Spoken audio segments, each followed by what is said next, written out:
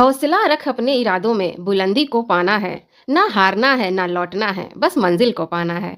जय Hind dear student, स्वागत है आप सबका हमारे यूट्यूब चैनल विशाल इन्फो हब पे। आप सब अपने हौसले को बनाए रखिए। एक दिन आपकी सफलता की मंजिल भी आपके पास जरूर आएगी। जैसा कि आप सभी को पता है कि हेल्थ एजुकेशन ऑफिसर एग्जाम्स की डेट आ चुकी है। तो हेल्थ एजुकेशन ऑफिसर एग्जाम से रिलेटेड डेली प्रैक्टिस सेट सुबह 11 बजे से शुरू हो जाती है। तो आज की क्लास में हम सब 25 क्वेश्चन करने वाले हैं और वो भी फुल डिटेल के साथ समझेंगे और सीखते हुए चलेंगे। ये सभी प्रश्न यूपी स्पेशल के हैं, तो जो कि यूपीपीएससी द्वारा पूछे गए सभी क्वेश्चन के अकॉर्डिंग तैयार किया गया है। सबसे खास बात यह है कि सभी प्रश्नों को स्टेप बाय स्टेप मैं आप सभी को बताने वाली हूँ और सारे ऑप्शंस के एनालिसिस भी करेंगे हम सब। तो चलिए सरस्वती माता जी के आशीर्वाद के साथ आज की क्लास शुरू करते हैं। कल की क्लास में हमने 25 क्वेश्चन किए थे, आज 26 क्वेश्चन आपके स्क्रीन पे आ चुका है। आप लोग भी सारे क्वेश्चंस के आंसर कमेंट बॉक्स में टाइप करते चलिए। 26 क्वेश्चन आया है आपका, ये है मैच दी फॉलोइंग का, जिसमें आपको एक तरफ टाउन और एक तरफ रिवर दे रखा है, आपको बताना है, मैच कराना है। ठीक है, यहाँ पे आपके ऑप्शंस दिए रखे हैं, आप बताइए। एक तरफ नगर है आपका, वो है चित्रकूट, जौनपुर, मथुरा, अयोध्या, और सामने आपके दिया गया है यमुना, गोमती, सरयू और मंदाकिनी। तो ये सभी नदियों के नाम दिए गए हैं, बाकी सब नगर हैं। आप जल्दी से बताइए कि इसका मैच क्या होने वाला है। ये रहे आपके चार ऑप्शंस। तो क्वेश्चन नंबर 26 का राइट आंसर हो जाएगा option A. Option A is the right answer. चलिए मैच कराते हैं। देखिए, चित्रकूट यानी चित्रकूट नगर जो है वो कहाँ है, तो मंदाकिनी नदी की जगह पे, तो मंदाकिनी नदी। बात करते हैं जौनपुर, तो जौनपुर हो जाएगा आपका गोमती। ठीक है, क्या हो जाएगा, गोमती। मथुरा, तो मथुरा नगर है आपका यमुना नदी के पास, कहाँ पे, यमुना नदी के पास। लास्ट है आपका अयोध्या, तो अयोध्या कहाँ पे है, यह है सरयू नदी। ठीक है, अयोध्या कहाँ पे है, सरयू नदी। तो ऑप्शन ए इसका राइट आंसर हो जाएगा। आइए कुछ डिटेल्स इसके बारे में समझ लेते हैं जो हमारे एग्जाम से रिलेटेड काफी इंपॉर्टेंट है। चित्रकूट मंदाकिनी, चित्रकूट जिला मंदाकिनी नदी जिसे पयस्विनी भी कहा जाता है, तो आप ये याद रखिएगा कि मंदाकिनी नदी को पयस्विनी भी कहा जाता है। बहुत बार नाम बदल के क्वेश्चन में आपसे पूछ सकता है। के किनारे बस स्थित है। भगवान राम ने अपने वनवास का काफी समय यहाँ पे बिताया था। तो जब भगवान राम जी को वनवास दिया गया था तो उन्होंने भी बहुत दिनों तक यहीं पे अपना समय गुजारा था। किस नदी के पास, तो आंसर हो जाएगा मंदाकिनी नदी के पास। ठीक है, अब बात करते हैं जौनपुर, तो जौनपुर नगर जो है ये गोमती नदी के तट पर बसा है। कहाँ पर बसा है, तो गोमती नदी के तट पर बसा है। इसे पूर्व का सिराज भी कहा जाता है, ये बात याद रखिएगा। बात करते हैं मथुरा, तो मथुरा में भगवान श्री कृष्ण की जन्मस्थली यानी यमुना नदी के किनारे स्थित है। मथुरा कहाँ पे है, तो वो है यमुना नदी के किनारे। बात करते हैं अयोध्या की, तो अयोध्या ये सरयू नदी के तट पर स्थित है। हाल ही में यहाँ पे भव्य राम मंदिर का भी निर्माण हुआ है जो इसे वैश्विक पर्यटन का केंद्र बनाता है। ठीक है, तो आप सभी को पता है कि राम मंदिर का निर्माण कहाँ पे हुआ है, अयोध्या में। और अयोध्या किस नदी के तट पर स्थित है, तो आंसर हो जाएगा सरयू नदी के तट पर। चलते हैं नेक्स्ट क्वेश्चन की ओर। नेक्स्ट क्वेश्चन आपकी स्क्रीन पे आ चुका है। Which variety of paddy is suitable for Uttar Pradesh, धान की कौन सी किस्म उत्तर प्रदेश के लिए उपयुक्त है। आपके चार ऑप्शन दिए गए हैं, आपके ऑप्शन है दीपा, अर्चना, IR24 या सीता। यानी आपको धान की किस्म बताना है। ये सारी जो नाम दिए गए हैं ये धान की किस्म है, ठीक है, उत्तर प्रदेश के। तो आपको बताना है कि कौन सा है जो उत्तर प्रदेश के लिए उपयुक्त है। The right answer is Sita. Right answer क्या हो जाएगा, सीता। सीता धान की किस्म है और ये उत्तर प्रदेश के लिए उपयुक्त है। ठीक है, सीता धान की बात करें तो यह धान की एक ऐसी किस्म है जो उत्तर प्रदेश की जलवायु और मिट्टी के लिए अत्यंत उपयुक्त मानी जाती है। यह कम समय में अच्छी पैदावार के लिए जानी जाती है। धान उत्पादन की बात करते हैं तो हमारे उत्तर प्रदेश में प्रमुख धान उत्पादक राज्यों में से एक है। यह कि जलोढ़ मिट्टी धान की खेती के लिए बहुत ज्यादा उपजाऊ है। ठीक है, जलोढ़ मिट्टी जो होती है वो धान की खेती के लिए बहुत ज्यादा उपजाऊ है। अन्य किस्मों की बात करें तो उत्तर प्रदेश में साकेत, महसूरी और जया जैसी धान की किस्में भी बड़े पैमाने में उगाई जाती हैं। तो ये सारी किस्म है धान की, इनका नाम भी याद रखिएगा क्या क्या है, तो साकेत, महसूरी और जया, ये सब धान की किस्में हैं जो कि हमारे उत्तर प्रदेश में उगाई जाती हैं। और धान की खेती के लिए सबसे ज्यादा उपजाऊ मिट्टी का पूछेगा तो क्या आंसर हो जाएगा, वो हो जाएगा जलोढ़ मिट्टी। Next question, the perennial grass that grows naturally known as in local dialect is found in the Terai region of Amethi district. Local people make various types of decorated item and household product from this grass which is called munj product. यानी आपका कह रहा है कि प्राकृतिक रूप से उगने वाले बहुवर्षीय घास जिसे स्थानीय बोली में इसे स्थानीय बोली के रूप में जाना जाता है। अमेठी जिले के तराई क्षेत्रों में पाई जाती है। स्थानीय लोग इस घास को कई प्रकार के सजावटी सामान और घरेलू उत्पाद बनाते हैं, जिन्हें मुंज उत्पाद कहा जाता है। तो आपको बताना है स्पेशली कि उसका नाम क्या है, कि जिससे यहाँ पे कहाँ पे अमेठी जिले के जो तराई क्षेत्र है वहाँ के स्थानीय लोग हैं ना, एक घास है जिससे वो लोग सजावटी घर के सजाने वाले सामान को बनाते हैं। ठीक है, तो आपको नाम बताना है। तो इन चारों ऑप्शन में से क्या राइट आंसर हो जाएगा? आपके ऑप्शन है बहिया, सरपत, दूब और दुर्वा। तो ऐसी कौन सी घास है जिससे अमेठी जिले के तराई क्षेत्रों में उगाई जाती है और वहाँ के लोग क्या करते हैं? घरेलू साज सजावट का सामान बनाते हैं। तो राइट आंसर हो जाएगा सरपत। ठीक है, सरपत है इसका राइट आंसर। आइए इसके बारे में कुछ फैक्ट समझ लेते हैं। सरपत, इसे स्थानीय भाषा में मुंज भी कहा जाता है। तो स्थानीय भाषा में क्या कहा जाता है? मुंज कहा जाता है। यह अमेठी का सुल्तानपुर के तराई इलाकों में प्राकृतिक रूप से उगाई जाती है। किस जगह उगाई जाती है? तो अमेठी और सुल्तानपुर के तराई इलाकों में।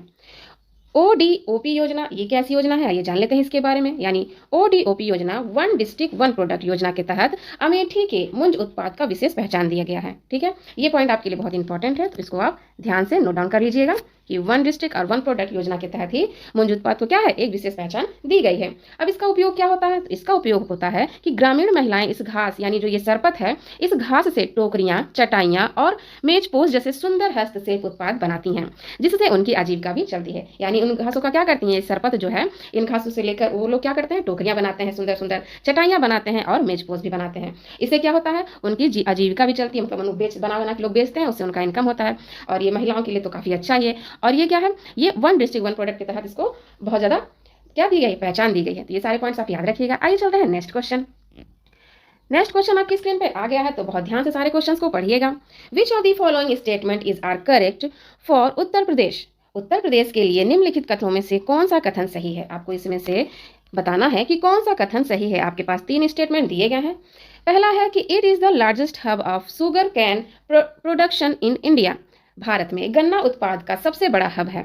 अब बात करते हैं, it is the highest milk producing state in India, यानी जो उत्तर प्रदेश है वो भारत का उच्चतम दुग्ध उत्पादक प्रदेश है। और आपके लास्ट है कि it is the largest producer of rice in India. जो हमारा उत्तर प्रदेश है वो भारत में चावल का सबसे बड़ा उत्पादक है। तो इन तीनों में से राइट आंसर आपको बताना है कि कौन सा सही हो जाएगा। यानी भारत में गन्ना उत्पादन का सबसे बड़ा हब है, या भारत का उच्चतम दूध उत्पादन वाला प्रदेश है, या भारत में चावल का सबसे बड़ा उत्पादक प्रदेश है। तो इस क्वेश्चन का राइट आंसर हो जाएगा option D. D is the right answer, यानी 1 और 2। यानी हमारा उत्तर प्रदेश जो है वो भारत में गन्ना उत्पादन का सबसे बड़ा हब है। ठीक है, गन्ना उत्पादन का सबसे बड़ा हब क्या है? हमारा उत्तर प्रदेश है। इसके बाद दूसरा ऑप्शन देख लेते हैं कि भारत का उच्चतम दूध उत्पादक वाला प्रदेश कौन सा है? तो वो भी हमारा उत्तर प्रदेश हो जाएगा। तो राइट आंसर 1 और 2 हमारा सही हो जाएगा। चलिए जान लेते हैं कुछ डिटेल्स इसके बारे में, जो कि आपके एग्जाम के लिए बहुत ज़्यादा इंपॉर्टेंट होने वाले हैं। घुमा फिरा के प्रश्न आपके सामने जरूर देखने को मिलेंगे। तो गन्ना उत्पादन की बात करते हैं तो उत्तर प्रदेश भारत का सबसे बड़ा गन्ना उत्पादक राज्य है।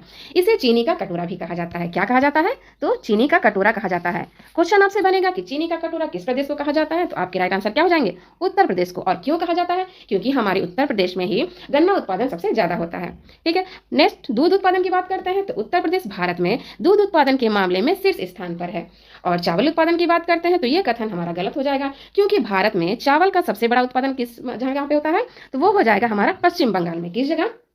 पश्चिम बंगाल में। जबकि चावल में नंबर 1 पे तो पश्चिम बंगाल है, लेकिन हमारा उत्तर प्रदेश भी पीछे नहीं है। ये भी हमारा उत्तर प्रदेश भी दूसरे स्थान पर आता है, लेकिन पहले स्थान पे नहीं आता। ये बात याद रखिएगा। तो चावल उत्पादन पे पहले स्थान पे क्या आ रहा है? पश्चिम बंगाल आ रहा है, और उत्तर प्रदेश हमारा दूसरे स्थान पे है। तो ये सारी बातें याद रखिएगा। और चीनी का कटोरा किस प्रदेश को कहते हैं? तो हमारे उत्तर प्रदेश को कहते हैं। आइए चलते हैं नेक्स्ट क्वेश्चन की ओर। नेक्स्ट क्वेश्चन है, which crop cycle has more area in Uttar Pradesh? निम्नलिखित में से उत्तर प्रदेश का किस फसल चक्र का क्षेत्रफल अधिक होता है? आपको बताना है कि ऐसा कौन सा फसल है जिसका क्षेत्र में सबसे ज्यादा उसका फसल चक्र जो है वो अधिक होता है। आपके ऑप्शन है धान, गेहूं, गेहूं, मक्का सरसों या उर्द गेहूं। तो उत्तर प्रदेश में किस फसल चक्र का क्षेत्रफल अधिक है? द राइट आंसर इज धान गेहूं। ए इज द राइट आंसर। हमारे उत्तर प्रदेश में फसल क्षेत्र अधिक किसका है? तो वो हो जाएगा धान गेहूं का। फसल चक्र की बात करें तो उत्तर प्रदेश में धान गेहूं फसल चक्र सबसे बड़े क्षेत्रफल पर अपनाया जाता है। खरीफ के मौसम में धान और रबी के मौसम में गेहूं यहाँ की प्रमुख फसलें हैं। भौगोलिक कारण इसका क्या है? तो गंगा यमुना का उपजाऊ मैदान और सिंचाई की अच्छी व्यवस्था इन दोनों फसलों के लिए अनुकूल परिस्थितियां प्रदान करती हैं। यानी धान और गेहूं के लिए क्या है? गंगा यमुना का जो उपजाऊ मैदान है वो अच्छी व्यवस्था की गई है, और सिंचाई की भी अच्छी व्यवस्था की गई है। इसीलिए वहां पे क्या है? अनुकूलित परिस्थितियां प्रदान हुई हैं, जिससे धान गेहूं की क्या फसल बहुत अच्छी होती है। गेहूं उत्पादन उत्तर प्रदेश में पूरे भारत में गेहूं की कुल उत्पादन में प्रथम स्थान है। तो हमारा उत्तर प्रदेश जो है ये गन्ना के उत्पादन में, दूध के उत्पादन में और गेहूं के उत्पादन में क्या है प्रथम स्थान पे है। ये बात याद रखिएगा। और चावल की बात की जाए तो पश्चिम बंगाल है, ये भी याद रखिएगा। आइए चलते हैं नेक्स्ट क्वेश्चन। तो नेक्स्ट क्वेश्चन 31 आपकी स्क्रीन पे है। Which of the following crop cycle is considered most suitable for eastern Uttar Pradesh? निम्नलिखित में से कौन सा फसल चक्र पूर्वी उत्तर प्रदेश के लिए सर्वाधिक उपयुक्त समझा जाता है? आपको बताना है कि कौन सा ऐसा फसल है उत्तर प्रदेश का जो पूर्वी प्रदेश के लिए सर्वाधिक उपयुक्त समझा जाता है। आपके ऑप्शन है धान, मक्का, गेहूं, मक्का, आलू, मूंग, मक्का, तोरिया, गेहूं या कपास, गेहूं, मूंग। तो 31 का राइट आंसर हो जाएगा धान, मक्का, गेहूं। क्या हो जाएगा? धान, मक्का और गेहूं इज द राइट आंसर। हमारे पूर्वी उत्तर प्रदेश में सर्वाधिक उपयुक्त इसे समझा जाता है। ठीक है, किसको? धान, मक्का और गेहूं को। पूर्वी उत्तर प्रदेश पूर्वांचल में वर्षा की अच्छी मात्रा और उपजाऊ जलोढ़ मिट्टी के कारण धान, मक्का, गेहूं का चक्र सबसे सफल माना जाता है। इसकी क्षेत्र विशेषता समझ लेते हैं। तो यहाँ की जलवायु खरीफ में धान और रबी में गेहूं के लिए अनुकूल है, जबकि बीच के समय में मक्का जैसी फसलें मिट्टी की उर्वरता बनाए रखने में मदद करती हैं। ठीक है, जो रबी की फसल होती है यानी गेहूं, उसके लिए क्या है, ये बहुत ज़्यादा यहाँ की जलवायु अनुकूलित होती है। ठीक है, और इसी समय क्या, इसी समय मक्का जैसी फसलों को मिट्टी की उर्वरता बनाए रखने में भी मदद करती है। तो ये सारी बातें याद रखिएगा। Next question 32। Uttar Pradesh is one of the leading producer of space in the country. Uttar Pradesh देश के प्रमुख खाली स्थान उत्पादों में से एक है। आपको यहाँ बताना है, यहाँ पे खाली स्थान दिया गया है। आपके ऑप्शन है लकड़ी, काफी, गन्ना या चमड़ा। यानी उत्तर प्रदेश के प्रमुख उत्पाद आपको बताने हैं। तो उत्तर प्रदेश के प्रमुख उत्पाद की बात करें तो राइट आंसर हो जाएगा गन्ना। ठीक है, अभी लास्ट क्वेश्चन में भी हमने पढ़ा था, गन्ना इज द राइट आंसर, यानी शुगर कैन। उत्तर प्रदेश का प्रमुख क्या है? तो वो है गन्ना उत्पादन। ठीक है, आइए चलते हैं नेक्स्ट क्वेश्चन। नेक्स्ट क्वेश्चन पे जाने से पहले इसके डिटेल समझ लेते हैं कि उत्तर प्रदेश में गन्ना उत्पादन, गन्ने का सबसे बड़ा उत्पादक राज्य हमारा क्या है? उत्तर प्रदेश है। और इसे ही हम लोग क्या बोलेंगे? चीनी का कटोरा कहा जाता है इसे, क्योंकि यह सर्वाधिक चीनी मिले और गन्ने का रकबा बहुत ज़्यादा यहाँ पे मौजूद है। यानी हमारे उत्तर प्रदेश में चीनी मिले बहुत ज़्यादा है और गन्ना का उत्पादन भी सबसे ज़्यादा है, इसीलिए हमारे उत्तर प्रदेश को क्या कहा जाता है? चीनी का कटोरा कहा जाता है। Question number 33। One which river has परीक्षा dam bin built in Uttar Pradesh? Uttar Pradesh में परीक्षा बांध किस नदी पर बनाया गया है? आपके ऑप्शन है शारदा नदी, चंबल नदी, बेतवा नदी या घाघरा नदी। तो परीक्षा बांध के बारे में पूछ रहा है कि किस नदी पे बना है, आपको राइट आंसर बताने हैं। तो उत्तर प्रदेश का परीक्षा बांध किस नदी पे है? The right answer is Betwa नदी पे है। कौन सी नदी हो जाएगी? बेतवा नदी हो जाएगी। परीक्षा बांध, यह बांध बेतवा नदी पर झांसी जिले के पास स्थित है। कहाँ पे है? तो झांसी जिले, ये भी याद रखिएगा। कौन सा जिला है? तो झांसी जिला है। कहाँ पे है? तो यहाँ पे झांसी जिले में क्या है? परीक्षा बांध है। इसका महत्व क्या है? यह एक प्रमुख थर्मल पावर स्टेशन भी है जो बिजली उत्पादन के लिए बांध के पानी का उपयोग करता है। नेक्स्ट क्वेश्चन में जाने से पहले आप सभी के लिए एक लाइन है कि काम इतनी शांति से करो कि सफलता शोर मचा दे। तो आप सभी भी इतने शांति और धैर्य के साथ अपनी पढ़ाई करते रहिए और इन सारे क्वेश्चंस के आंसर आप कमेंट में जरूर लिखिए। साथ ही साथ इस वीडियो को आप लाइक करिए और अपने फ्रेंड में, अपने भाई बहन के पास शेयर जरूर करिएगा, क्योंकि यहाँ पे मैंने जो भी क्वेश्चंस लिए हैं वो यूपीपीएससी के एग्जाम पैटर्न के अकॉर्डिंग है, जो आपके एग्जाम में हेल्थ एजुकेशन ऑफिसर्स बनाने में बहुत ज़्यादा आपकी मदद करने वाला है। तो ये एग्जाम आपके लिए जितना स्पेशल है उतना ही स्पेशल हमारे लिए भी है। तो इसीलिए इस सारी क्वेश्चन को हम बहुत डिटेल में आपको समझा रहे हैं। तो सारे प्रश्नों को पूरे धैर्य और तसल्ली के साथ सीखते चलिए, समझते चलिए, एक दिन आपकी सफलता भी शोर मचाएगी। आइए चलते हैं, नेक्स्ट क्वेश्चन है हमारा 34। In which city is the leather technology park located in Uttar Pradesh? Uttar Pradesh में चमड़ा प्रौद्योगिकी उद्यान किस नगर में अवस्थित है? आपको बताना है। आपके ऑप्शन है वाराणसी, आगरा, बंथर या उन्नाव, दिबियापुर या औरैया। तो चमड़ा प्रौद्योगिकी उद्यान की बात कर रहा है तो कौन से नगर में अवस्थित है? The right answer is Banthar, Unnao में। किस जगह पे? तो बंथर, उन्नाव इसका राइट आंसर हो जाएगा कि यहीं पे हमारा क्या है? चमड़ा प्रौद्योगिकी उद्यान है। ठीक है, कहाँ पे? तो बंथर, उन्नाव में। लेदर पार्क की बात करते हैं तो उत्तर प्रदेश में प्रमुख leather technology park Banthar, Unnao में है। कहाँ पे? तो उन्नाव में है। औद्योगिक हब कानपुर और आगरा चमड़े के बड़े केंद्र हैं, लेकिन विशेष टेक्नोलॉजी पार्क की स्थापना उन्नाव के बंथर में की गई है ताकि आधुनिक तकनीकी का उपयोग किया जा सके। Question number 35। Mirzapur is famous for which handicraft? Mirzapur किस हस्तशिल्प के लिए प्रसिद्ध है? आपके ऑप्शन है रेशम, चिकनकारी कला, कालीन कला या पीतल बर्तन। तो मिर्जापुर किस हस्तशिल्प से प्रसिद्ध है? द राइट आंसर इज कालीन कला। ठीक है, आप सभी कमेंट बॉक्स में टाइप कीजिए कि आप लोग उत्तर प्रदेश के किस किस शहर से हैं। आप कमेंट बॉक्स में ज़रूर लिखिएगा। मुझे बहुत खुशी होगी ये जानकर कि आप किस प्रदेश से हैं। साथ ही सारे क्वेश्चंस को बहुत ध्यान से पूरे फोकस के साथ पढ़िए और आंसर भी कमेंट बॉक्स में करते चलिए। तो मिर्जापुर की हस्तशिल्प जो प्रसिद्ध है वो है कालीन कला।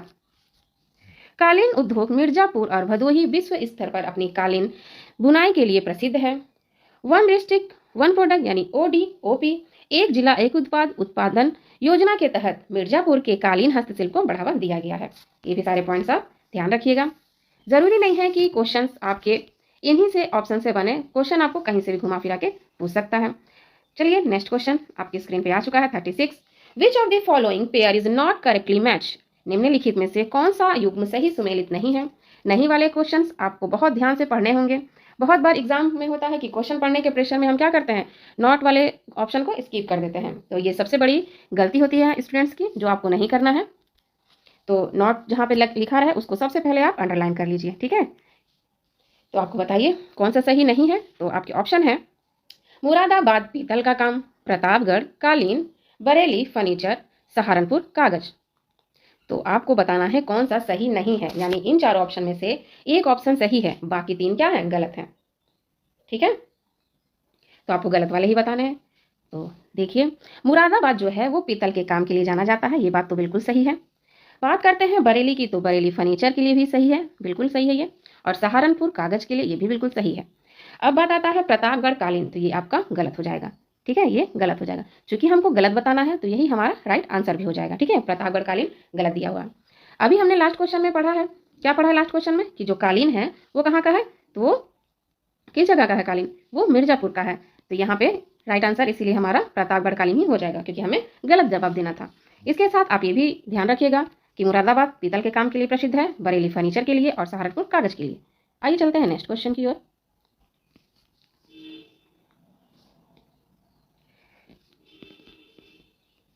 Question number 37. The Center of Computer Aided Designing Project in Uttar Pradesh is located at। उत्तर प्रदेश में कंप्यूटर एडेड डिजाइनिंग परियोजना का केंद्र स्थित है। कहाँ पे स्थित है आपको बताने हैं कि उत्तर प्रदेश में कंप्यूटर एडेड डिजाइनिंग परियोजना का केंद्र स्थित कहाँ पे है। आपके ऑप्शन है आगरा में, प्रयागराज में, कानपुर में या लखनऊ में। कंप्यूटर एडेड डिजाइनिंग परियोजना केंद्र, the right answer is Kanpur. ठीक है, कानपुर में ही स्थित है कंप्यूटर एडेड डिजाइनिंग परियोजना केंद्र। कंप्यूटर एडेड डिजाइनिंग केंद्र यानी उत्तर प्रदेश में ये मुख्य केंद्र कहाँ पे है, कानपुर में स्थित है। किस जगह, तो कानपुर में स्थित है। औद्योगिक उपयोग की बात करें तो यह केंद्र वस्त्र चमड़ा अन्य इंजीनियरिंग उद्योगों के लिए अधिक डिजाइनिंग में मदद करता है। किस चीज में मदद करता है, तो वस्त्र में, चमड़ा और अन्य डिजाइनिंग के लिए ये मदद करता है। ठीक है, next question. Uttar Pradesh recorded the highest industrial growth rate in the. Uttar Pradesh के उच्चतम औद्योगिक वृद्धि दर अंकित की है। आपको बताना है कि किस पंचवर्षीय योजना में हमारा उत्तर प्रदेश की औद्योगिक वृद्धि दर अधिक थी।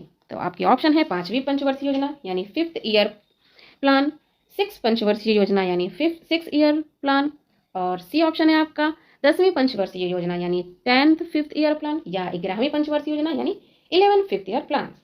तो किस पंचवर्षीय योजना में उच्चतम औद्योगिक वृद्धि दर हुई थी आपको बताना है। The right answer is C, 10वीं पंचवर्षीय योजना। ठीक है, 10वीं पंचवर्षीय योजना में ही उत्तर प्रदेश का जो उच्चतम औद्योगिकी वृद्धि दर अंकित की गई थी। उत्तर प्रदेश की औद्योगिकी वृद्धि दर की बात करते हैं तो उत्तर प्रदेश अपने सर्वाधिक औद्योगिकी विकास की दर 10वीं पंचवर्षीय योजना 2002 से 2007 के दौरान दर्ज की गई थी। तो ये बात भी याद रखिएगा कि 10वीं पंचवर्षीय योजना का समय क्या था, तो 2002 से 2007 तक। विकास दर की बात करते हैं तो इस योजना के दौरान प्रदेश में अपनी अब तक की सबसे बेहतरीन औद्योगिक विकास दर दर्ज किया था। इसका प्रमुख कारण क्या था, तो इसका प्रमुख कारण ये था कि इस दौरान सूचना प्रौद्योगिकी यानी IT और सेवा क्षेत्र यानी सर्विस सेक्टर में तेजी आई थी।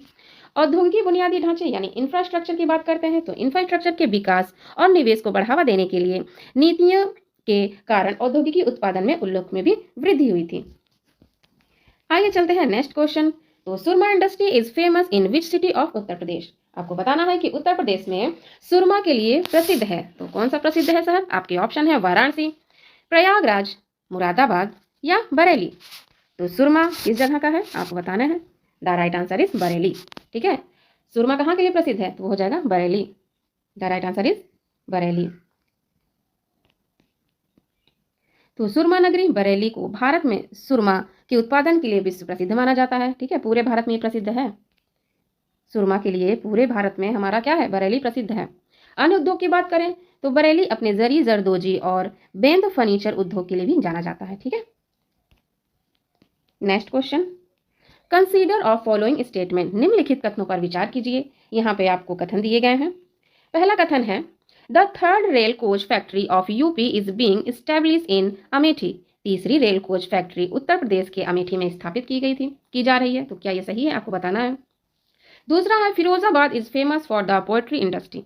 उत्तर प्रदेश में फिरोजाबाद पोएट्री उद्योग के लिए प्रसिद्ध है।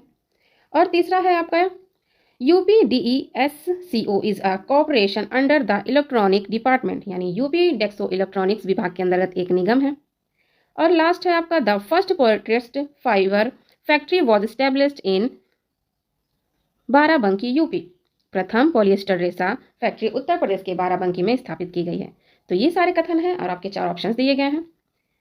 तो ऑप्शंस को ध्यान से देखिए और सारे कथन को बहुत ध्यान से पढ़िए। तो इस क्वेश्चन का राइट आंसर हो जाएगा ऑप्शन सी, केवल 3 और 4। द राइट आंसर इज केवल 3 और 4। 3 और 4 यानी यूपी डेक्सको इलेक्ट्रॉनिक विभाग के अंतर्गत एक निगम है, ये आपका सही कथन दिया गया है। इसके बाद है कि प्रथम पॉलिएस्टर रेशा फैक्ट्री उत्तर प्रदेश के बाराबंकी में स्थापित की गई है, ये भी आपका सही स्टेटमेंट है। तो इसीलिए हमारा 3 और 4 स्टेटमेंट क्या हो गया, राइट हो गया। UPDESCO के बारे में बात करते हैं। ये उत्तर प्रदेश का इलेक्ट्रॉनिक्स और सूचना प्रौद्योगिकी विभाग के अधीन एक प्रमुख संस्था है। बाराबंकी, तो बाराबंकी राज्य की पहली पॉलिएस्टर फाइबर फैक्ट्री बाराबंकी में लगाई गई थी। तो बाकी ये लास्ट ऑप्शन आपका दिया था कि फिरोजाबाद कांच की चूड़ियों के लिए प्रसिद्ध है, ना कि पॉटरी के लिए। ठीक है, फिरोजाबाद जो है वो कि किस लिए प्रसिद्ध है, चूड़ियों के लिए प्रसिद्ध है, ये याद रखिएगा। और ऑप्शन में क्या दिया था, पॉटरी के लिए प्रसिद्ध थी, इसलिए ये गलत हो गया था। आइए चलते हैं नेक्स्ट क्वेश्चन की ओर। क्वेश्चन नंबर 41 आपकी स्क्रीन पे आ चुका है। तो जल्दी जल्दी कमेंट में आप लोग आंसर देते चलिए। The Udyog Bandhu branch structure in Uttar Pradesh is. Uttar Pradesh के उद्योग बंधु की शाखा संरचना है, आपको बताना है कि कितने हैं। आपके ऑप्शन है 2, 3, 5 या 7। तो उद्योग बंधु की शाखा संरचना कितनी है हमारे उत्तर प्रदेश में? The right answer is B, 3। कितना है, 3 है। उद्योग बंधु की शाखा संरचना कितना है, तो 3 है। 3 स्तरीय संरचना उद्योग बंधु योजना 3 स्तरों पर काम करती है। कितने स्तरों पर काम करती है, तो 3। कौन कौन से? पहला है जिला स्तर, दूसरा है मंडल स्तर और तीसरा है राज्य स्तर। इसका उद्देश्य क्या है? इसका उद्देश्य है उद्यमियों की समस्या का त्वरित समाधान करना और निवेश को बढ़ावा देना। यानी जो उद्यमी हैं उनकी जो भी प्रॉब्लम है उनका तुरंत समाधान करना है। ठीक है, और निवेशों को बढ़ावा देना है। Next question 42, Lucknow city of Uttar Pradesh is famous for which of the following handloom production centres. Uttar Pradesh का लखनऊ शहर निम्नलिखित में से किस हथकरघा हैंडलूम उत्पादन केंद्रों के लिए प्रसिद्ध है? आपको बताना है कि लखनऊ शहर जो है वो किस हैंडलूम उत्पादन के लिए प्रसिद्ध है। आपके ऑप्शन है खड़ी प्रिंटिंग, साड़ी, चिकनकारी या जरी के कपड़े। तो लखनऊ किस हथकरघा उत्पादन के लिए प्रसिद्ध है? The right answer is chicken कारीगरी के लिए। किसके लिए? चिकन कारीगरी के लिए। ठीक है, चिकन कारीगरी या लखनऊ की सदियों पुरानी महीन कढ़ाई यानी एम्ब्रॉयडरी कला है जो पूरी दुनिया में मशहूर है। GI टैग लखनऊ की चिकनकारी को भौगोलिक संकेत GI टैग भी प्राप्त हुआ है। ये पॉइंट्स भी याद रखिएगा। Next question 43, in which of the following district was the board of revenue Uttar Pradesh established. राजस्व प्रसिद्ध उत्तर प्रदेश की स्थापना निम्नलिखित में से किस जिले में की गई है? आपके ऑप्शन है इलाहाबाद, जिसे अभी प्रयागराज कहा जाता है, ये भी याद रखिएगा, वाराणसी, मेरठ या लखीमपुर। तो राजस्व प्रसिद्ध उत्तर प्रदेश में कहाँ पे स्थापित हुआ है, किस जिले में? The right answer is Allahabad, जिसे प्रयागराज भी कहा जाता है। यहीं पे हमारा क्या है, राजस्व प्रसिद्ध को स्थापित किया गया है। राजस्व प्रसिद्ध इलाहाबाद में स्थापित है। ठीक है, इसकी स्थापना कब हुई थी? तो 1831 में। कब हुई थी? उत्तर प्रदेश में राजस्व परिषद की स्थापना 1831 में हुई थी। इलाहाबाद को क्या कहा जाता है? तो प्रयागराज कहा जाता है, ये भी याद रखिएगा। इसका कार्य क्या है? तो ये उत्तर प्रदेश में राजस्व प्रशासन का सर्वोच्च निकाय है। क्या है ये? उत्तर प्रदेश में राजस्व प्रशासन सर्वोच्च निकाय है। Next question match the following का बहुत ध्यान से, बहुत फोकस के साथ आप आंसर दीजिएगा। एक तरफ आपके खनिज दिए गए हुए हैं और दूसरी तरफ आपका प्राप्ति क्षेत्र दिया गया है। मतलब को मैच कराना है कि कौन सा खनिज किस क्षेत्र से प्राप्त होता है।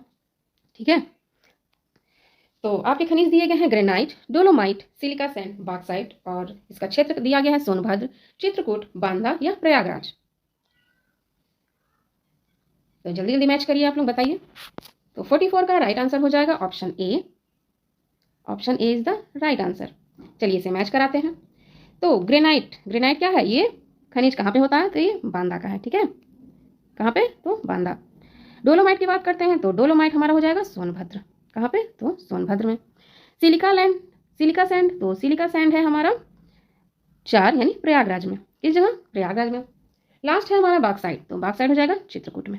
किस जगह हो जाएगा? चित्रकूट में। तो ये सारे ऑप्शन आप देख लीजिए अच्छे से और इन्हें याद कर लीजिए। आपके क्वेश्चन एग्जाम में इस टाइप के क्वेश्चन बहुत बनते हैं, ठीक है।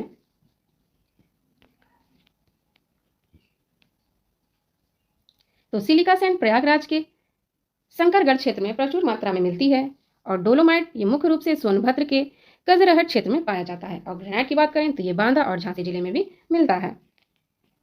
Question number 45, in which district of Uttar Pradesh are barytes and andalusite found. आपको बताना है कि बायराइट्स एंड एंडलूसाइड उत्तर प्रदेश के किस जिले में पाए जाते हैं। In which district of Uttar Pradesh are barite and andalusite found. Option is Lalitpur, Allahabad और सोनभद्र और मऊ। इलाहाबाद को प्रयागराज भी कहा जाता है, ये याद रखिएगा। तो किस जगह पे है ये, किस जिले में पाए जाते हैं? The right answer is Sonbhadra, ठीक है। सोनभद्र में आपका बायट एंड एडलुसाइड पाया जाता है, ठीक है। सोनभद्र जिले में खनिज संपदा सबसे धनी है, ठीक है। जो सोनभद्र किसके लिए? तो खनिज के लिए प्रसिद्ध है सोनभद्र। यहाँ बायराइट और एंडालुसाइड जैसे दुर्बल खनिज भी पाए जाते हैं। ललितपुर की बात करते हैं तो ललितपुर में कौन सा खनिज पाया जाता है? कॉपर, ठीक है। तांबा और यूरेनियम, ये सीमित भंडार के लिए जाना जाता है। प्रयागराज, तो प्रयागराज में कांच बालू के लिए प्रसिद्ध है। और बांदा की बात करें तो बांदा हीरा और बॉक्साइट के लिए जाना जाता है। बांदा में ही हिंदुस्तान लिमिटेड डायमंड सोर्स है, ये भी आप याद रखिएगा। Next question 46, what is the new name of Mughalsarai junction railway station. आपको बताना है कि मुगलसराय जंक्शन रेलवे स्टेशन का नया नाम क्या हो गया है। आपके ऑप्शन है अटल बिहारी वाजपेयी जंक्शन, पंडित दीनदयाल उपाध्याय जंक्शन या स्वामी विवेकानंद जंक्शन। और आपके लास्ट ऑप्शन है अरुण जेटली जंक्शन। तो मुगलसराय जंक्शन रेलवे स्टेशन का नया नाम बताना है आपको। The right answer is Pandit Deendayal Upadhyay junction, ठीक है। तो मुगलसराय जंक्शन रेलवे स्टेशन का नया नाम क्या हो जाएगा? पंडित दीनदयाल उपाध्याय जंक्शन। इसका नाम का परिवर्तन कब किया गया था? तो 2018 में भारत सरकार ने मुगलसराय रेलवे स्टेशन का नाम बदलकर जनसंघ के नेता पंडित दीनदयाल उपाध्याय के नाम पर रखा था। ये बात याद रखिएगा। तो नाम परिवर्तन कब हुआ था? तो हो जाएगा 2018 में। Next question 47, the name Janrath has been give to. Janrath नाम दिया गया है। आपको बताना है इन चारों ऑप्शन में से किसको जनरथ नाम दिया गया है, ठीक है। आपके 4 ऑप्शन दिए गए हैं, ये इन चारों में से आपको बताना है कि जनरथ नाम किसे दिया गया है। आपके ऑप्शन है रूरल कम्युनिकेशन इन यूपी यानी उत्तर प्रदेश में ग्रामीण संचार को। सेकेंड ऑप्शन है आपका transport facility in the country, देश में यातायात सुविधा को। थर्ड ऑप्शन है आपके bus service between in India and Bangladesh यानी भारत बांग्लादेश के मध्य बस सेवा को। और लास्ट ऑप्शन है आपका low cost AC bus service by UP government यानी उत्तर प्रदेश सरकार द्वारा प्रारंभ किए गए निम्न लागत एसी बस सेवा को। तो आपको बताना कि जनरथ नाम किसे दिया गया है। तो जनरथ नाम के नाम से जाना जाता है उत्तर प्रदेश सरकार द्वारा प्रारंभ किए गए निम्न लागत यानी कम पैसों में एसी बस सेवा को, ठीक है। Option D is the right answer. तो इसी को जनरथ नाम दिया गया है। आप ये याद रखिएगा कि उत्तर प्रदेश सरकार में जो फ्री में यानी कम फ्री नहीं है, मतलब कम बजट दिया गया है एसी बस सेवा को, ठीक है। तो जनरथ सेवा की बस सेवा की बात करें तो ये उत्तर प्रदेश राज्य सड़क परिवहन द्वारा संचालित सबसे सस्ती बस सेवा है। क्वेश्चन नंबर 48 फिर से आपके सामने आ गया है। मैच दी फॉलोइंग है, आइए और आपको मैच कराने हैं। बताना है कि 1857 के विद्रोह के केंद्र और उनके नेताओं को मिलान करना है। आपके एक तरफ सेंटर्स दिए गए हैं और एक तरफ लीडर्स दिए गए हैं, आपको मैच कराने हैं। लखनऊ, इलाहाबाद, मेरठ, मथुरा। और लीडर्स के नाम दिए गए हैं मौलवी लियाकत अली, देवी सिंह, बेगम हजरत महल और कदम सिंह। तो इस क्वेश्चन का राइट आंसर हो जाएगा ऑप्शन बी। चलिए इसे मैच कराते हैं, ठीक है। ऑप्शन बी इसका राइट आंसर है। मैच कराते हैं तो लखनऊ हो जाएगा हमारा बेगम हजरत महल, ठीक है। लखनऊ बेगम हजरत महल। इलाहाबाद ये हो जाएगा आपका मौलवी लियाकत अली। मेरठ, तो मेरठ हो जाएगा आपका कदम सिंह। मथुरा, तो मथुरा देवी सिंह। तो इन सारे ऑप्शंस को आप अच्छे से ध्यान से मैच करा लीजिए। बेगम हजरत महल, इन्होंने लखनऊ विद्रोह का नेतृत्व किया था, और मौलवी लियाकत अली, इन्होंने इलाहाबाद यानी प्रयागराज का मोर्चा संभाला था 1857 में, ये भी याद रखिएगा। क्वेश्चन नंबर 49 आपकी स्क्रीन पे आ चुका है, तो जल्दी जल्दी आप लोग आंसर दीजिए। Where did the Chauri Chaura in incident take place in Uttar Pradesh? आपको बताना है कि चौरी चौरा घटना उत्तर प्रदेश में कहाँ पर हुई। आपके ऑप्शन है गोरखपुर, बलिया, लखनऊ या इलाहाबाद। यानी ये भी प्रयागराज भी हो चुका है, इसका नाम याद रखिएगा, बार बार मैं आपको बता रही हूँ, ठीक है। तो चौरी चौरा की घटना की बात करें तो ये हमारे उत्तर प्रदेश में हुआ था। किस जगह पे हुआ था? तो उत्तर प्रदेश में हुआ था। आइए जान लेते हैं कि ये कब और कहाँ हुई थी। तो चौरी चौरा घटना 4 फरवरी 1922 के उत्तर प्रदेश के गोरखपुर जिले के चौरी चौरा नामक स्थान पर हुई थी। कब हुई थी? तो डेट क्या था? 4 फरवरी 1922। चौरी चौरा घटना का कारण क्या था? क्यों ये घटना हुई थी?